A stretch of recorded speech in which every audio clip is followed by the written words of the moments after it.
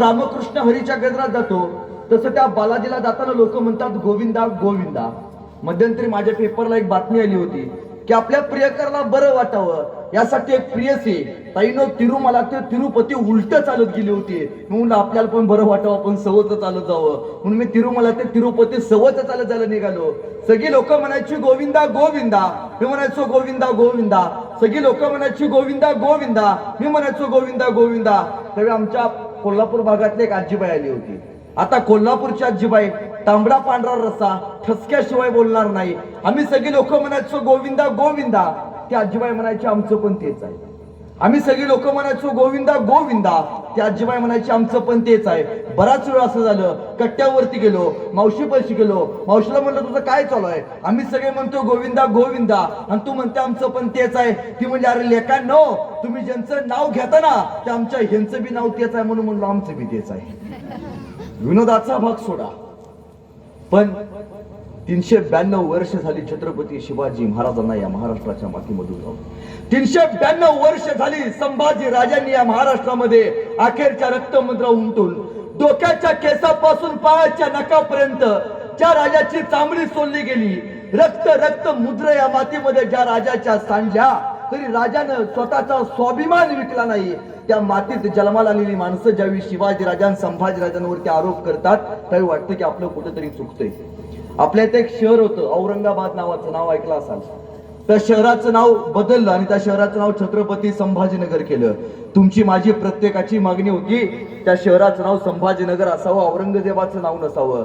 संभाजी राजांच्या महाराष्ट्रात संभाजी राजांच्या नावाला विरोध झाला. महाराष्ट्रात 1,00,000 फॉर्म गेले त्या शहराचं नाव औरंगाबाद असावं, संभाजीनगर नावासाठी महाराष्ट्रात फक्त 30,000 फॉर्म गेले. छत्रपती संभाजी महाराज की ही जय म्हणणारी धगधगती मनगट का शांत बसतात याचा कायम प्रश्न पडतो. अरे आपल्या एखाद्या राजकीय नेत्याला कुणी उलट बोललं तरी पोरांना आपलं रक्त सळसळतं. ज्या माणसानं तुमच्या माझ्यासाठी अंगावरचं कातडं सोलून घेतलं त्या माणसाच्या नावाला विरोध व्हावा आणि तुमच्या माझ्या अंगातला छावा शांत बसावा, याच्यापेक्षा दुर्दैव काय या मातीचं. पोरांनो, मी तुमच्या भावासारखा या भावाचं एक वाक्य घेऊन जावा. पोरांनो, मारलं ज्यांनी संभाजी महाराजांना, मारलं ज्यांनी संभाजी महाराजांना, करून अत्याचाराचा कहर त्या चौरंग्याच्या नावानं वसवलं होतं एवढं मोठं शहर. अरे सळसळू द्या रक्त तुमचं, सळसळू द्या रक्त तुमचं. दाखवा पुन्हा एकदा जिगर, छाती ठोकून सांगा औरंगाबाद नाही तर छत्रपती संभाजीनगर, छत्रपती संभाजीनगर. अरे जब जब मराठे तलवार उठाएंगे, जब जब मराठे तलवार उठाएंगे तब तब भगवा भी डोलेगा. जब जब मराठे तलवार उठाएंगे तब तब भगवा भी डोलेगा. शंभू राजा का नाम सुन के हर मराठों का रक्त भी खोलेगा. याद रखना एक दिन ऐसा आएगा वो कब्र में छुपा औरंगजेब भी हर हर महादेव बोलेगा. वो कब्र में छुपा औरंगजेब भी हर हर महादेव बोलेगा. त्या राजाला आपण काळजात घेऊन मिरवणारी माणसं आहोत. महाराज छत्रपती शिवाजी महाराज हे नाव ऐकल्यावरती आपलं रक्त सळसळतं. छत्रपती शिवाजी राजांचं नाव ऐकल्यावरती आपलं रक्त तापतं. छत्रपती शिवाजी राजांचं नाव ऐकल्यावरती आपल्या अंगावरती काटा येतो. अरे महाराजांचं नाव ऐकल्यावरती आपलं रक्त जर तापत असेल, महाराजांना आपण बघितलं का? नाही बघितलं. महाराजांना कुठं बघितलं? महाराजांना वाटलं कुठल्या तरी पुस्तकामध्ये, महाराजांना बघितलं कुठल्या तरी चित्रामध्ये, महाराजांना बघितलं कुठल्या तरी मूर्तीमध्ये, किंवा महाराजांना बघितलं आपण कुठल्या तरी अभिनेत्याच्या भूमिकेमध्ये. ज्या राजाला कधी बघितलं नाही, ज्या राजाला कधी पाहिलं नाही, तरी त्या राजाचं नाव ऐकल्यावरती आपलं रक्त सळसळतं. मग विचार करा, साक्षात ज्यांनी महाराजांना बघितलं असेल त्यांचं काय होत असेल. ज्यांनी साक्षात महाराजांना बघितलंय समोरून त्यांचं काय होत असेल. ज्यांनी महाराजांच्या हातात हात दिला असेल त्या पोरांचं काय होत असेल. अरे राजा आपल्या सोबत घोड्यावरती बसलाय, राजा आपल्या सोबत तलवार चालवतोय, राजा आपल्या सोबत गलीम कापतोय, राजा आपल्या सोबत गोरगरिबाची भाकरी खातोय. ही कल्पना तेवढी मोठी होती की हजारो मर्द मावळ्यांनी उगाच महाराजांसाठी स्वतःचे प्राण दिले नसते. आज छत्रपती शिवाजी महाराजांची जयंती 19 फेब्रुवारीला झाली. महाराष्ट्रभर गेले 10 दिवस झालं शिवरायांची जयंती साजरी केली जाते. महाराजांचं एक वाक्य होतं ताईंनो, हे राज्य व्हावं हे तो कोणाची इच्छा? कोणाची इच्छा? तुमच्या गावची लोक मुकी नाहीत ना? का मुकबधीर शाळेत आणले मला? नाही ना. हे राज्य व्हावं येतो कोणाची इच्छा? जेवलाय ना? हे राज्य व्हावं येतो कोणाची इच्छा? पोरांनो, स्त्री म्हणजे कोण? पोरांनो, पुष्पा पिक्चर बघितला का? बघितला होय. बर. आरची कुठल्या गाडीवरून बसून येते? बोले झिंग झिंग झिंगा झुकेगा नाही. 9 गुरुवारचा प्रसाद आहे सगळा. पोरांनो, आता मला सांगा मासाहेब जिजाऊंच्या आईचं नाव काय? नाही सांगता येत आमच्या पोरं. मासाहेब जिजाऊंच्या आईचं नाव काय? नाही सांगता येत. काल परवाची आरची परशा पुष्पा आमच्या पोरांना कळाला, पण मातीसाठी बलिदान दिलेला संभाजी राजा आमच्या पोरांना कळालं नाही. हे मातीचं दुर्दैव आहे. पोरांना एखादं विचारलं म्हणजे आमची पोरं स्वाभिमान छातीमध्ये घेऊन फिरणारी पोरं. मध्यंतरी 2 महिन्यापूर्वी एक पिक्चर आला पुष्पा नावाचा. चांगलं चालणारं गडी सगळं आमचं लंगडं चालायला लागलं. झुकेगा नाही साला म्हणे. पोरांनो, तुमचा आदर्श तो पुष्पा मधला झुकेगा नाही साला म्हणणारा अल्ला अर्जुन असू द्या, पण एक लक्षात ठेवा, अरे चित्रपटामध्ये पुष्पा झुकेगा नाही साला म्हणणार फार सोपं आहे. चित्रपटामध्ये झुकेगा नाही साला म्हणणं फार सोपं आहे. पण वयाच्या 32व्या वर्षी औरंगजेबासमोर उभारून औरंगजेबाची अवकात दाखवत झुकेगा नाही साला म्हणणारा संभाजी राजा होणं फार अवघड आहे. आपल्याला काय व्हायचं आहे? आपल्याला पुष्पा नाही व्हायचं. मातीसाठी बलिदान दिलेला संभाजी राजांचा मावळा व्हायचा आहे. त्यासाठी आपल्याला पहिल्यांदा आपण आपल्या पोरांना पेरलं पाहिजे. ताईंनो, तुमच्या गावात गहू पेरून कधी ज्वारी उगवलेले बघितले? जुंधळे पेरून कधी मका उगवलेले बघितले? जे पेरले ते उगवणार आहे. काय पेरले आपण, काय उगवले आज बघतोय. महाराज म्हणायचे मावळे तुमच्यासाठी काय पण, मावळे म्हणायचे महाराज तुमच्यासाठी काय पण. आता आमची पोरं कोणासाठी काय पण म्हणायला लागली. म्हणजे ताई, जन 9 महिने पोटात जन्म देऊन याला जन्माला घातलाय त्याचं काय नाही. 9 दिवस एखाद्या आयुष्यात आली लगी म्हणतोय तुझ्यासाठी काय पण. बर का, आमच्या इकडे कवी बर का, फार सुंदर म्हणतो. आवाज थोडासा वाढव. तो फार सुंदर म्हणतो. तो काय म्हणतो? बाप काढलाच घराबाहेर, बाप काढलाच घराबाहेर, दारात रडते माई पण, बायकोला मात्र रोज म्हणालास तुमच्यासाठी काय पण. अरे लोकच पोटाला जन्माला यावा म्हणून हिनं किती केलते नवस. लोकच पोटाला जन्माला यावा म्हणून हिनं किती केलते नवस. इकडून तिकडून तिच्या नवसाला देव सुद्धा पावला आणि तुझ्यासारखा पोरगा तिच्या पदरामध्ये घावला. लहानपणी माझी माई तुला शेतात न्यायची. लहानपणी ही माझी माय तुला शेतात न्यायची. तुला ऊन लागू नये म्हणून स्वतःच्या पदराची सावली धरून राहायची. तुला भूक लागल्यावर तू जोर जोरात रडायचास आणि माईचं दूध संपलं ना लेका तिचं रक्त सुद्धा वाढायचास. रक्त पिऊन पोचलास लेका, रक्त पिऊन पोचलास लेका. त्या रक्ताचं तरी ठेव मान. पवित्र अशा मातेचा करू नको अपमान. आता फक्त एक कर, त्या माझ्या दारातल्या माईला घरात तेवढं आण. या माझ्या दारातल्या माईला घरात तेवढं आण. किती दिवस जगणार आहे लेका झाडावरचे पिकलं पान. तू गोडधोड खा, पण माझ्या म्हाताऱ्या माईला शिळी भाकर तरी वाढ. आणि भाकर वाढताना जर तुझी बायको आडवी आली तर तिला घराबाहेर काढ. तुझी बायको जाणारच नाही, मी तुला बॉन्डवर लिहून देतो. तुझी बायको जाणारच नाही, मी तुला बॉन्डवर लिहून देतो. यदा कदाचित गेली तर पट्ट्या मला येऊन भेट, मी तुला दुसरी करून देतो. टाळ्या वाजू नका, अगोदर बायका मिळून झाले त्या. तू आंधळा नाहीस, पांगळा नाहीस. तुझी तुलाच कळली नाही किंमत. नवरा माई बापाला सांभाळतो म्हणून घर सोडून जाण्याची कुठल्याच बायकोत नसते किंमत. अरे तुला वाघ बनवलंय माईनं, तुला वाघ बनवलं या माईनं. दुर्दैवानं तिला चोरलं नाही आता बायपण. खरा मर्द असशील तर माय आणि बापाचं दर्शन घेऊन म्हण, माई बापा हो तुमच्यासाठी काय पण, तुमच्यासाठी काय पण, तुमच्यासाठी काय पण. हे म्हणता आलं पाहिजे.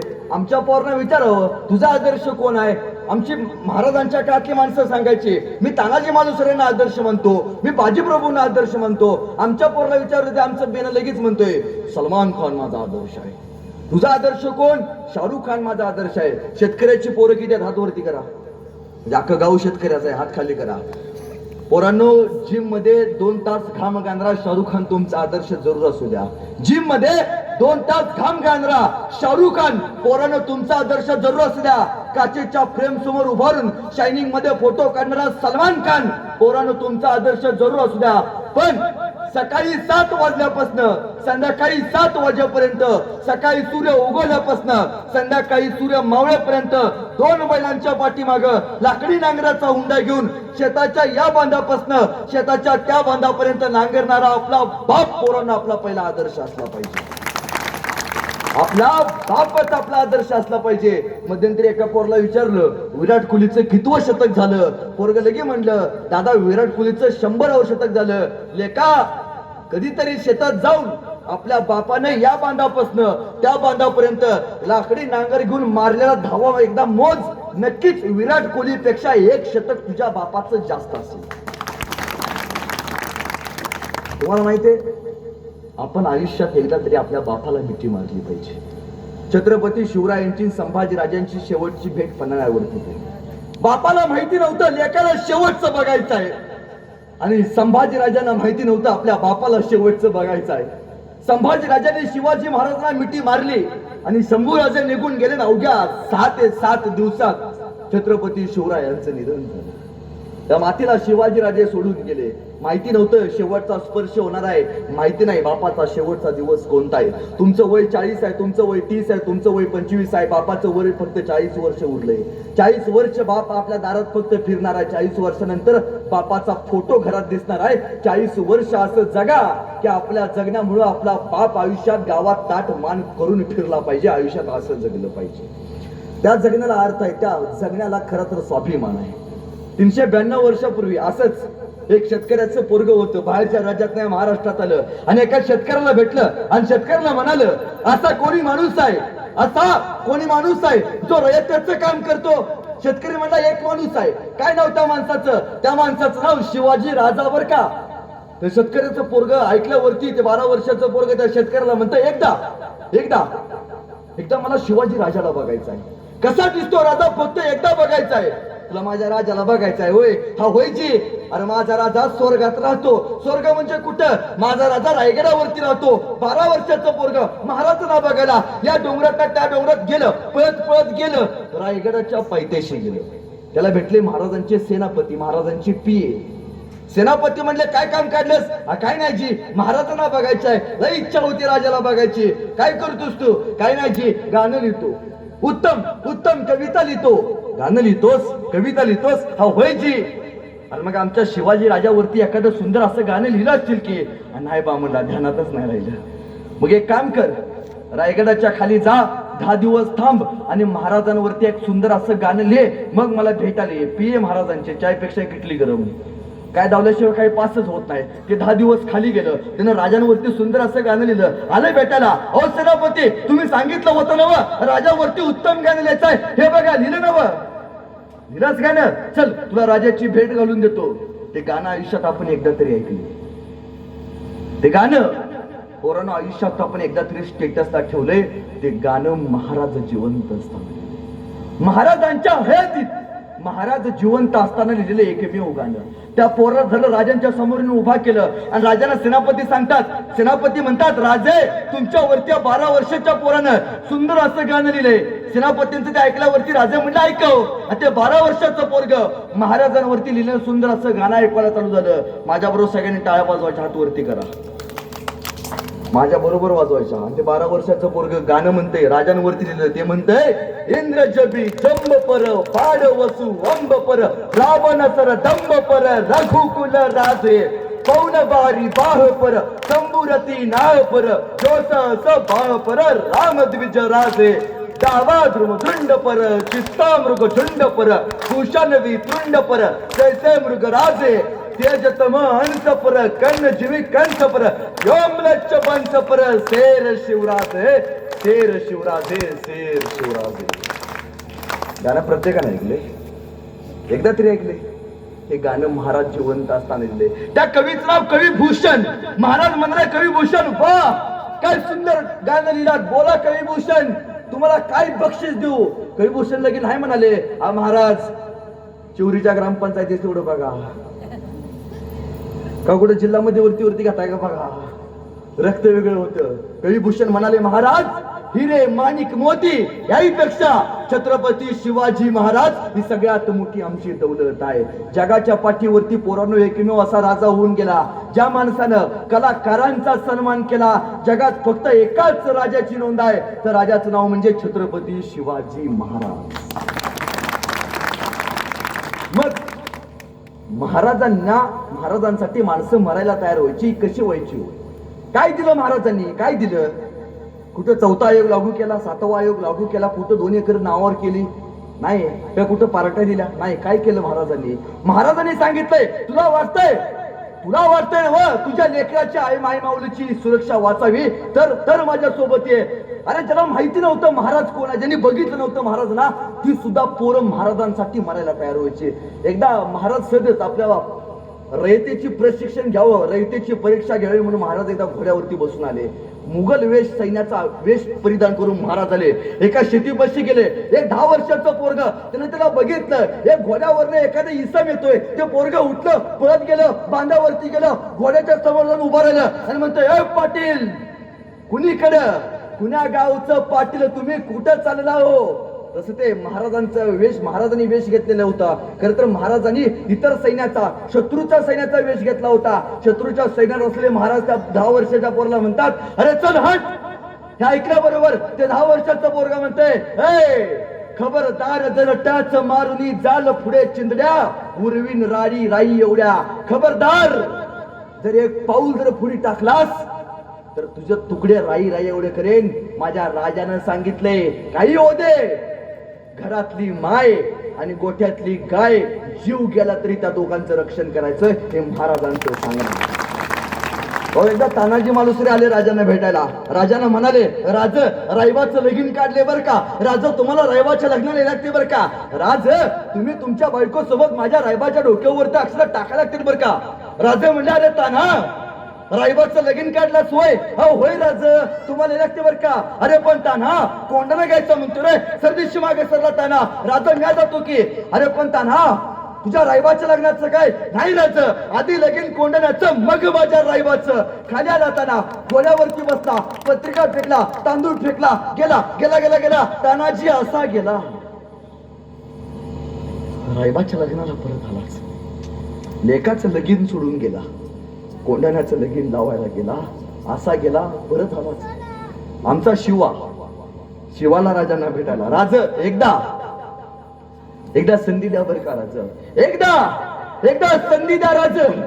आजपर्यंत शिवा काशी नावी म्हणून लई फिरलोय राज. एकदा मरायची संधी द्या राज. शिवाजी राजा म्हणून मरतो, फक्त एकदा मरायची संधी द्या राज. आमचे बाजी काका महाराज म्हणतात, बाजी काका चला सोबत. नाही, लाख मेले तरी चालतील, पण लाखाच्या पोशिंद्याला हात लागता का म्हणे. राजे, तुम्ही बिंदूवर जावा. एका मावळेने आपल्या माणसांना सांगितलंय. हे कुठून आलं? हे आलं महाराजांच्या स्वाभिमानी रक्तातनं. पण आपल्याला हे सगळं माहिती आहे, आपल्याला हे ऐकल्यावरती भारी वाटतं, आपल्या अंगावरती काटा येतो. पण नाण्याची दुसरी बाजू कधी समजून घेतली का? तुम्हाला माहितीये, या हिंदुस्थानात एक राजा होऊन गेला, ज्या राजाला 14 वर्ष वनवास भोगावा लागला. ताईनो, त्या राजाचं नाव काय? प्रभू श्री काय? राम. 14 वर्ष वनवास भोगावा लागला. तुम्ही ऐकलंय, इतिहासानं सांगितलंय, पण इतिहासानं हे सांगितलंय का हो? 14 वर्ष रामानं वनवास भोगला, पण कुठलंही कारण नसताना 14 वर्ष सीतेला सुद्धा वनवास भोगावा लागला. आई सांगितलं. पण रामाबरोबर रामाच्या लक्ष्मण भावाला सुद्धा वनवास भोगावा लागला, पण लक्ष्मणाच्या बायकोची कुठली या चूक नसताना लक्ष्मणाच्या बायकोला सुद्धा 14 वर्ष वनवास भोगावा लागला. किती लोकांनी सांगितले. मी कायम सांगतो, जसं तानाजी मालुसरेंनी, शिवाकाशीदेंनी, बाजीप्रभूंनी या मातीसाठी बलिदान दिले, तसं त्यांच्या घरातल्या लोकांचं सुद्धा बलिदान आहे. ज्यावेळी तानाजी मालुसरे लढायला गेले, त्यावेळी त्यांच्या बायकोला काय वाटलं असेल? पोरला हळद लागले, मंडप सजलाय आणि नवरा म्हणतोय लढायला जायचंय. काय वाटलं असेल त्या बायकोला? काय वाटलं असेल पोराला? बाप माझं लगीन सोडून लढायला चाललाय. एखादी आताची असती म्हणली असती, काय दिले त्या शिवाजी राजानं? लेकाचं लगीन काढले, पाहुणा आले, ती हळद लागल्या लेकाला, आणि तुम्ही तलवार घेऊन लढायला चाललाय. हे काय नाही बरं का, घरात बसायचं असं नाही म्हणली. तानाजी मालुसरेंची पत्नी म्हणते, तानाजीराव, ओ तानाजीराव, एक वेळ माझ्या रायबाचं लगीन नाही झालं तरी चालेल, पण तानाजीराव, छत्रपती शिवाजी राजांच्या कोंढाण्याचं लगीन लावल्याशिवाय माघारी यायचं नाही. कोणी सांगितले? एका बायकोनं आपल्या नवऱ्याला सांगितले, काही होऊ द्या, पहिल्यांदा काय स्वराज्य. तो शिवा 10वी समाजाचा होता, 4 वर्षाची पोरगी होती त्याची. लखलखणारे डोळे आपल्या बापाला शेवटचं बघत होते. माहिती नव्हतं लेकीला बाप जाणार आहे, शिवा काशीद म्हणून जाणार आहे, पण मरताना शिवाजी राजा म्हणून मरणार आहे. माहिती नव्हतं लेकीला, बापाला माहिती नव्हतं, शिवाला माहिती होतं गेल्यावरती मी मरणार आहे. लेकीला कसं सांगायचं शेवटची भेट आहे? लेकीला कुठल्या तोंडाने सांगायचं चाललोय बाबा शिवाजी राजाचं मरण मारायला चाललोय? शिवाने मिठी मारली लेकीला, डोळ्यातनं पाणी आलं, लेकीला डोळं भरून बघून घेतलं. घोड्यावरती बसला, गेला गेला गेला असा गेला, शिवाजी राजा म्हणून गेला. अनेकांनी बलिदान दिलं या मातीसाठी. या मातीसाठी फक्त मावळ्यांच्या तलवारीने नाही, तर 392 वर्षापूर्वी तरुण स्त्रियांनी स्वतःच्या कपाळावरचं कुंकू आणि हातातल्या बांगड्या या स्वराज्यासाठी जिवंतपणे फोडून घेतलेत. त्यावेळी इथं बसल्या माई माऊलींच्या कपाळावरचं कुंकू रंगले हे फक्त छत्रपती शिवाजी महाराज नावाची ताकद. महाराजांना आपण लाडानं काय म्हणतो? शिवबा. काय म्हणतो? शिवबा. मग पोरांनो, शिवबा म्हणजे काय? शिवबा म्हणजे काय? एक कवी मित्र एके ठिकाणी म्हणतो, शिवबा म्हणजे जिजाऊंच्या पोटी जन्माला आलेलं निरागस बाळ म्हणजे शिवबा. जिजाऊंच्या पोटी जन्माला आलेलं निरागस बाळ म्हणजे शिवबा. इंग्रज, डच, फ्रेंच यासारख्या अत्याचारांचा कर्दन काळ म्हणजे शिवबा.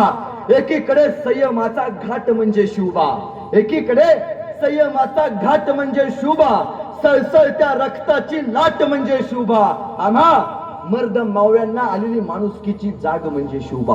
आम्हा मर्द मावळ्यांना आलेली माणुसकीची जाग म्हणजे शिवबा. महाराष्ट्रातलं माणुसकी मोजण्याचं माप म्हणजे शिवबा. तुमचा, माझा आणि अखंड हिंदुस्थानाचा बाप म्हणजे शिवबा. तुमचा, माझा अखंड हिंदुस्थानाचा बाप म्हणजे शिवबा. या बाप माणसाला तुम्ही आम्ही ऐकायला बसलेलो आहोत. तुम्हाला माहितीये महाराजांनी तुम्हाला आम्हाला एक गोष्ट शिकवली. काय शिकवलं महाराजांनी? गनिमी कावा. काय शिकवलं? गनिमी कावा म्हणजे काय? आपण म्हणतो महाराजांनी गनिमी कावा शिकवला. अरे गनिमी कावा म्हणजे काय? थोडक्यात सांगतो, कान देऊ नका. गनिमी काव्याचं उत्तम उदाहरण, महाराजांचा राज्याभिषेक झाला. राज्याभिषेक झाल्यावरती महाराजांनी स्वराज्याचे सरसेनापती हंबीर मामांना बोलवलं. अरे हंबीर खंबीर मामा. आणि आले राजांपाशी. राज बोलावणं धाडल्याची, हा हंबीर मामा जागा काढा मोक्याची. काय म्हणतात महाराज? हंबीर मामा जागा काढा मोक्याची. अशी जागा काढा ज्या किल्ल्यावरती बक्कळ सोनं असेल. एक जागा आहे महाराज. कुठली? महाराज पुण्यापासून 100 किलोमीटर अंतरावरती आणि कुरकुंभ गावापासून अवघ्या 45 किलोमीटर अंतरावरती बहादूरगड नावाचा गड आहे. महाराज त्या गडावरती बहादूर खान नावाचा सैनिक आहे. महाराज त्या बहादूर खानाकडे तब्बल 25 घागरे सोन्याची नाणी आणि माय माऊलींची कत्तल केल्यानंतर त्यांच्या गळ्यातली सोन्याची मंगळसूत्र पळवून नेल्यात ना, ती सगळी त्या बहादूर खानानं बहादूरगडावरती ठेवलेत. त्यावेळी महाराज सांगतात हंबीर मामांना, काय सांगतात? हंबीर मामा आता रायगडावरती 40,000ची रिझर्व्ह फोर्स आहे. सगळे सैनिक शेती करायला गेले. फक्त 40,000 सैनिक आहेत माझ्याकडे. तुमच्याकडे 60,000चं सैनिक आहे. दोन्ही सैनिक एकत्र केलं किती झालं? 1 लाख.